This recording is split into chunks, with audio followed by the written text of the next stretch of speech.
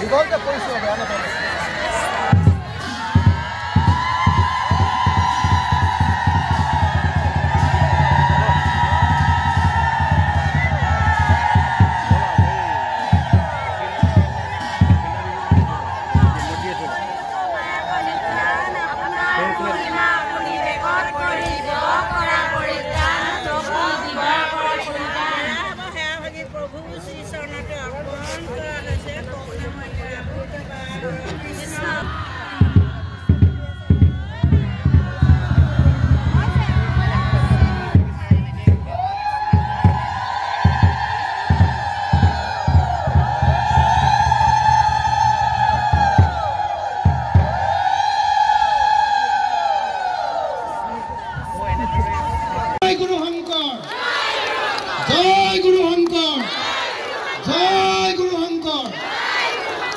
ধন্যবাদ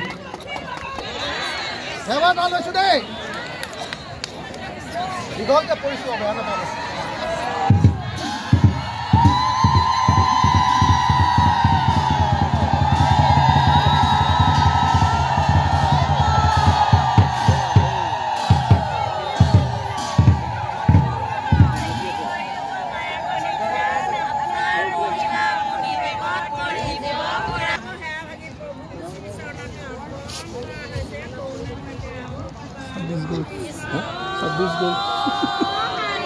Itu final jadi.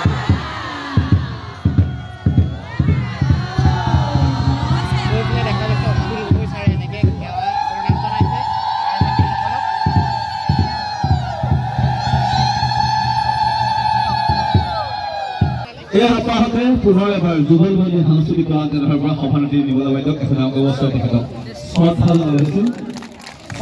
অশেষ ধন্যবাদ পুনৰ এটা জোৰে হাত মাৰি শিৱাগমকে ইমান বেছি ধুনীয়া হ'ব বুলি জনা হ'লে মই বাইদেউক যিখন পইচা দিছোঁ তাতকৈ বহুত বেছি দিলোঁহেঁতেন ইয়ালৈ আহিয়ে কৈ দেখিছোঁ মানুহটোৱে ভালকৈ পানী খাবলৈ পোৱা নাই মই এতিয়া বেলেগ একো কৰিব নোৱাৰোঁ আপোনালোকৰ সকলোৰ কাৰণে তৎক্ষণাত চব বনাই দিব নোৱাৰোঁ চবৰ কাৰণে এবটল পানীয়ে দিম আৰু দেই এতিয়া আৰু মই ৰাজহুৱাকে প্ৰতিশ্ৰুতি দিছোঁ এইটো অনুষ্ঠানত যদি কিবা ধাৰ ধুৰ থাকি যায় মই অকণমান সৰুকে কিবা এটা সহায় কৰিছিলোঁ যদি কিবা ধাৰ ধুৰ থাকি যায় সেই সমস্ত ধাৰ ধুৰ মাৰি দিয়া দায়িত্বটো মই লৈছোঁ দেই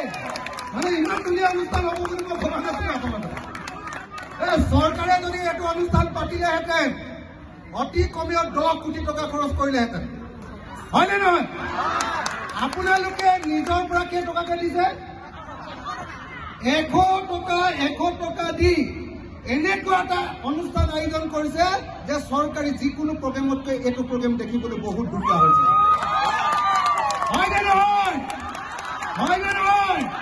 হয়নে নহয় গতিকে যুগল বন্দী সাংস্কৃতিক কলা কেন্দ্ৰ মই গোটেই শিৱসাগৰৰ মানুহৰ তৰফৰ পৰা মই গোটেই শিৱসাগৰৰ মানুহ বুলি এইকাৰণে কৈছোঁ যে আপোনালোকে মোক শিৱসাগৰৰ বিধায়ক পাতি থৈছে গতিকে গোটেই শিৱসাগৰৰ মানুহৰ তৰফৰ পৰা মই বাইদেউ আৰু বাইদেউৰ লগত জড়িত থকা সকলোকে মোৰ তৰফৰ পৰা ধন্যবাদ জনাইছোঁ ইয়াতে যিসকল শিল্পী বাদ্যযন্ত্ৰৰ লগত জড়িত হ'ব আৰু কমলাকে ধৰি আমাৰ কমলা মোৰ মানে ভাই কমলা গগৈ ক'ত গলি ঐ কমলা কমলা গগৈ দিহা নামৰ নাম মানে কমলা গগৈ হয়নে নহয় এই কমলা গগৈ আজি আমাৰ ইয়াত আছে গতিকে মই সকলোকে শিৱসাগৰবাসী হৈ মই এটা সেৱা ল'ব খোজো ইয়াতে মঞ্চতে লওঁনে তাতে গৈ লওঁ সেইডোখৰত গৈ এটা সেৱা লৈ মোৰ বক্তব্য শেষ আপোনালোকৰ সকলোৰে সন্মুখত এটা খালী সেৱা লওঁ ৰাইজৰ মাজতে আগলৈ গৈ সেৱা এটা লৈ বছ শেষ